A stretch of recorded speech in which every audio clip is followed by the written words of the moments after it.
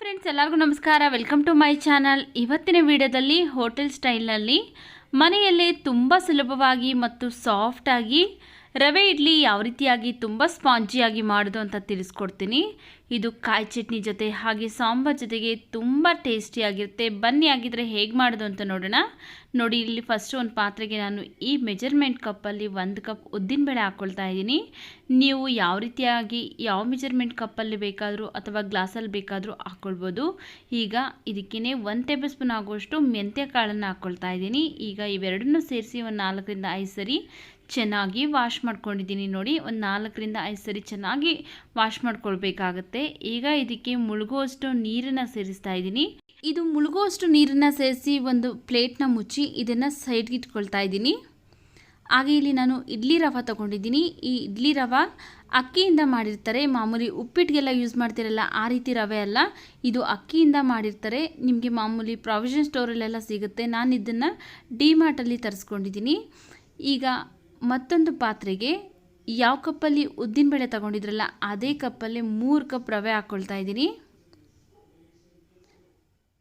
ನೋಡಿ, 3 ಕಪ್ ರವೆ ಹಾಕ್ಕೊಂಡು ರವೆನೂ ಸಹ ನಾವು 1-2 ರಿಂದ 3 ಸರಿ ಚೆನ್ನಾಗಿ ವಾಶ್ ಮಾಡ್ಕೊಳ್ಬೇಕು. ಇದರಲ್ಲಿ ಧೂಳೆಲ್ಲ ಇರುತ್ತೆ, ಅದರಿಂದ 2 ರಿಂದ 3 ಸರಿ ವಾಶ್ ಮಾಡ್ಕೊಂಡಿದ್ದೀನಿ. ಈಗ ಇದಕ್ಕೆ ಮುಳುಗುವಷ್ಟು ನೀರನ್ನು ಸೇರಿಸ್ತಾ ಇದ್ದೀನಿ. ಮುಳುಗುವಷ್ಟು ನೀರನ್ನು ಸೇರಿಸಿ ರವೆ ಮತ್ತು ಉದ್ದಿನಬೇಳೆ ಎರಡನ್ನೂ ಸಹ ನಾವು ಒಂದು 4 ರಿಂದ 5 ಗಂಟೆಗಳ ಕಾಲ ಚೆನ್ನಾಗಿ ನೆನೆಸ್ಕೊಳ್ಬೇಕು. ನೋಡಿ, ಇವೆರಡನ್ನೂ ಸಹ ನಾನು ಈಗ 4 ರಿಂದ 5 ಗಂಟೆಗಳ ಕಾಲ ಚೆನ್ನಾಗಿ ನೆನೆಯೋದಕ್ಕೆ ಬಿಡ್ತೀನಿ. ನೋಡಿ, ಯಾವ ಕಪ್ಪಲ್ಲಿ ಉದ್ದಿನಬೇಳೆ ತೊಗೊಂಡಿದ್ರಲ್ಲ ಅದೇ ಸೇಮ್ ಕಪ್ಪಲ್ಲೇ ಗಟ್ಟಿ ಅವಲಕ್ಕಿ 1 ಕಪ್ ತೊಗೊಂಡಿದ್ದೀನಿ. ಇದನ್ನು ಸೈಡ್ ಇಟ್ಕೊಳ್ತಾ ಇದ್ದೀನಿ.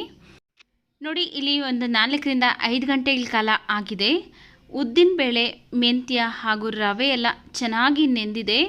ನೋಡಿ, ಈ ರೀತಿಯಾಗಿ 4 ರಿಂದ 5 ಗಂಟೆಗಳ ಕಾಲ ಚೆನ್ನಾಗಿ ನಾವು ಉದ್ದಿನಬೇಳೆನ ನೆನೆಸ್ಕೊಂಡಿರಬೇಕು. ಈಗ ಇದನ್ನು ನಾವು ಪಕ್ಕಕ್ಕೆ ಇಡ್ತಾ ಇದ್ದೀವಿ, ಯಾಕಂದರೆ ಫಸ್ಟ್ ನಾವು ಅವಲಕ್ಕಿನ ನೆನೆಸ್ಕೊಳ್ಳೋಣ. ಒಂದು 4 ರಿಂದ 5 ಗಂಟೆಗಳ ಕಾಲ ಅದು ನೆಂದಾದಮೇಲೆ ನಾವು ಏನು ರುಬ್ಬೋದಕ್ಕೆ ಒಂದು 10 ನಿಮಿಷಗಳ ಕಾಲ ನಾವು ಅವಲಕ್ಕಿನ ನೆನೆಸ್ಕೊಳ್ಬೇಕಾಗುತ್ತೆ. ಅವಲಕ್ಕಿನ ಒಂದು ಪಾತ್ರೆಗೆ ಸೇರಿಸಿ ಚೆನ್ನಾಗಿ ವಾಶ್ ಮಾಡಿಕೊಂಡು ಇದು ಮುಳುಗುವಷ್ಟು ನೀರನ್ನು ಸೇರಿಸಿ ಒಂದು 10 ನಿಮಿಷ ನೆನೆಯೋದಕ್ಕೆ ಬಿಟ್ಬಿಡೋಣ. 10 ನಿಮಿಷ ಆದಮೇಲೆ ನಾನು ತೋರಿಸ್ತೀನಿ. ನೋಡಿ, ಇಲ್ಲಿ ಒಂದು 10 ನಿಮಿಷ ಆಗಿದೆ. ಅವಲಕ್ಕಿ ಎಲ್ಲ ಚೆನ್ನಾಗಿ ನೆಂದಿದೆ. ಫಸ್ಟೇ ನಾವು ಉದ್ದಿನಬೇಳೆ ಜೊತೆ ನೆನೆಸ್ಬಿಟ್ರೆ ಅವಲಕ್ಕಿ ಎಲ್ಲ ಮೆತ್ತಗಾಗ್ಬಿಡುತ್ತೆ. ಅದರಿಂದ ನಾನು ರುಬ್ಬೋದಕ್ಕೆ ಮುಂಚೆ ಒಂದು 10 ನಿಮಿಷ ಮುಂಚೆನೇ ನೆನೆಸ್ತಾ ಇದ್ದೀನಿ. ನೋಡಿ, ಈಗ ಉದ್ದಿನಬೇಳೆಯಲ್ಲಿ ಇರುವಂಥ ನೀರನ್ನೆಲ್ಲ ನಾನು ತೆಗೆದುಬಿಟ್ಟು ಒಂದು ಮಿಕ್ಸಿ ಜಾರ್ಗೆ ನೆನೆಸಿರುವಂಥ ಉದ್ದಿನಬೇಳೆನ ಸೇರಿಸ್ತಾ ಇದ್ದೀನಿ. ಫಸ್ಟ್ ನಾವಿಲ್ಲಿ ಉದ್ದಿನಬೇಳೆನ ರುಬ್ಕೊಳ್ಬೇಕಾಗತ್ತೆ, ಆ ನಂತರ ಅವಲಕ್ಕಿನ ರುಬ್ಕೊಳ್ಳೋಣ.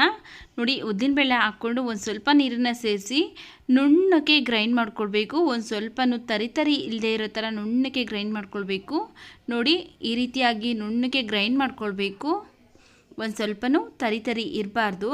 ನಿಮ್ಮ ಹತ್ರ ಗ್ರೈಂಡರ್ ಇದ್ದರೆ ಗ್ರೈಂಡರಲ್ಲೂ ಸಹ ರುಬ್ಕೊಳ್ಬೋದು. ನನ್ನ ಹತ್ರ ಗ್ರೈಂಡರ್ ಇಲ್ಲ, ಅದರಿಂದ ಮಿಕ್ಸಿ ಜಾರಲ್ಲೇ ರುಬ್ಬಿಟ್ಟು ಒಂದು ಪಾತ್ರೆಗೆ ಸೇರಿಸ್ತಾ ಇದ್ದೀನಿ. ಗ್ರೈಂಡರ್ ಇಲ್ಲ ಅಂದರೂ ಸಹ ನಾವು ಮಿಕ್ಸಿ ಜಾರಲ್ಲೇ ರುಬ್ಬಿದ್ರೂ ಸಹ ತುಂಬ ಚೆನ್ನಾಗಿ ಸಾಫ್ಟಾಗಿ ಫ್ಲಫಿಯಾಗಿ ಬರುತ್ತೆ. ಒಂದು ಸರಿ ಟ್ರೈ ಮಾಡಿ.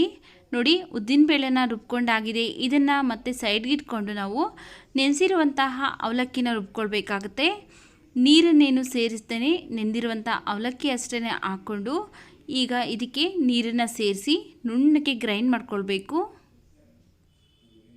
ನೋಡಿ, ಇದನ್ನು ಸಹ ನಾವು ಒಂದು ಸ್ವಲ್ಪನೂ ತರಿ ಇಲ್ಲದೆ ಇರೋ ಥರ ನುಣ್ಣಗೆ ರುಬ್ಕೊಳ್ಬೇಕಾಗುತ್ತೆ. ನೋಡಿ, ಈ ರೀತಿಯಾಗಿ ಈಗ ಇದು ರೆಡಿಯಾಗಿದೆ. ನಾವೇನು ಫಸ್ಟೇ ಉದ್ದಿನಬೇಳೆ ರುಬ್ಕೊಂಡಿದ್ರಲ್ಲ ಅದಕ್ಕೇ ಈ ರುಬ್ಕೊಂಡಿರುವಂತಹ ಅವಲಕ್ಕಿನ ಹಾಕ್ಕೊಳ್ತಾ ಇದ್ದೀನಿ.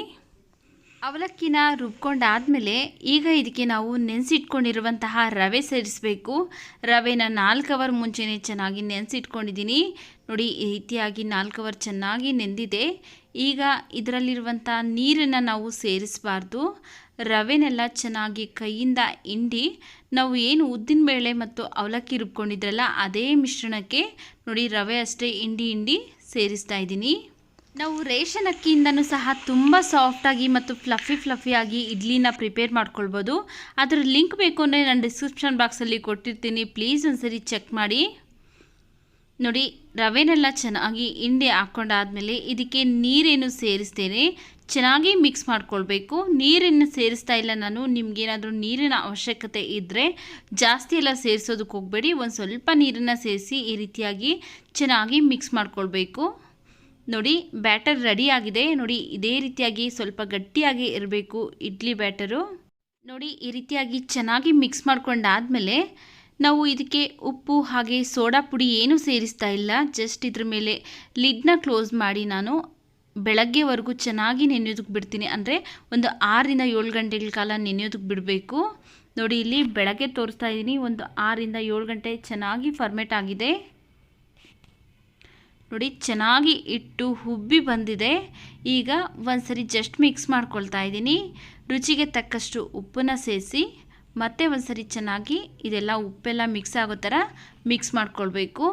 ನೀವು ಒಂದ್ಸರಿ ಈ ವಿಡಿಯೋ ನೋಡಿದ ಮೇಲೆ ಖಂಡಿತವಾಗ್ಲೂ ಟ್ರೈ ಮಾಡಿದ್ಮೇಲೆ ಹೇಗೆ ಬಂತು ಅಂತ ಕಮೆಂಟ್ ಸೆಕ್ಷನಲ್ಲಿ ಕಮೆಂಟ್ ಮಾಡಿ ಸ್ನೇಹಿತರೆ. ಈಗ ಚೆನ್ನಾಗಿ ಮಿಕ್ಸ್ ಮಾಡ್ಕೊಂಡಾಗಿದೆ. ಈಗ ಹಿಟ್ಟು ರೆಡಿ ಆಗಿದೆ. ಬನ್ನಿ ಈಗ ಇಡ್ಲಿ ಪ್ಲೇಟ್ಸ್ಗೆ ಹಾಕ್ಕೊಳ್ಳೋಣ. ನೋಡಿ ಇಡ್ಲಿ ಪ್ಲೇಟ್ಸ್ಗೆ ಒಂದು ಸ್ವಲ್ಪ ಎಣ್ಣೆ ಅಪ್ಲೈ ಮಾಡ್ಕೊಳ್ತಾ ಇದ್ದೀನಿ. ಎಣ್ಣೆ ಅಪ್ಲೈ ಮಾಡಿಕೊಂಡು ಈಗ ನಾವು ಹಿಟ್ಟನ್ನು ಹಾಕ್ಕೊಳ್ಬೇಕು.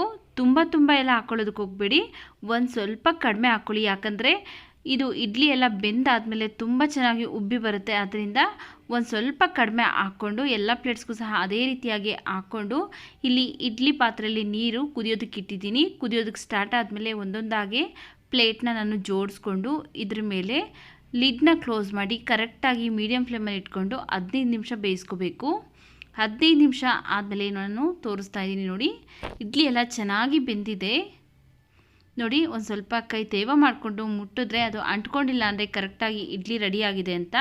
ಈಗ ಇದು ರೆಡಿಯಾಗಿದೆ. ತೆಗೆದುಬಿಟ್ಟು ಇದು ಕಂಪ್ಲೀಟಾಗಿ ತಣ್ಣಗಾಗಬೇಕು ಅಂತ ಏನಿಲ್ಲ, ಬಿಸಿ ಇರಬೇಕಾದ್ರೆ ನಾವು ಇಡ್ಲಿನ ಪ್ಲೇಟಿಂದ ತೆಗೆದುಕೊಳ್ಬೋದು. ನೋಡಿ ಎಷ್ಟೊಂದು ಈಸಿಯಾಗಿ ಒಂದು ಸ್ವಲ್ಪನೂ ಪ್ಲೇಟ್ಗೆ ಅಂಟ್ಕೊಳ್ತೀರಾ ಹಾಗೆ ಸಾಫ್ಟಾಗಿ ಬಂದಿದೆ. ಎಲ್ಲ ಇಡ್ಲಿನೂ ಸಹ ಇದೇ ರೀತಿಯಾಗಿ ತೆಗೆದುಕೊಳ್ತಾ ಇದ್ದೀನಿ.